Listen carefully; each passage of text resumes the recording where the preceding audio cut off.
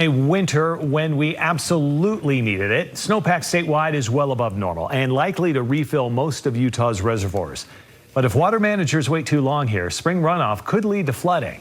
As news specialist Jed Bull shows us, Salt Lake City is proactively making room to manage excess runoff in Parleys Canyon.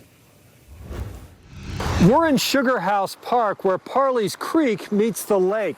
Right now, the creek is surging because of releases that Salt Lake City started making yesterday from Little Dell Reservoir above Parleys Canyon. When the snowpack is well above average in the mountains, as it is right now, the city examines the amount of water stored in Little Dell Reservoir to determine how much room there is for runoff. They use estimates from the Colorado Basin River Forecast Center to predict how much water from snowpack is going to flow into the reservoir this spring. Little Dell Reservoir was built after the floods of 1983 to expand storage capacity and also to control flooding. Particularly after the 1983 floods, this was one of the pieces of infrastructure to mitigate flooding in Salt Lake City. Right now, Little Dell Reservoir is less than 60% full, but predicted runoff would likely exceed storage capacity.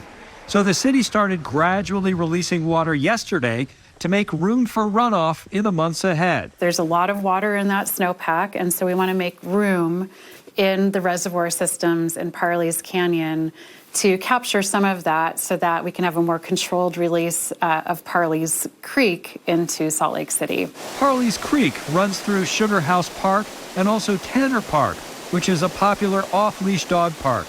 In the weeks ahead, play it safe and keep your kids and dogs away from the rushing water. The city may also need to increase the flows later in the spring. This time of year, we feel like we're of two minds.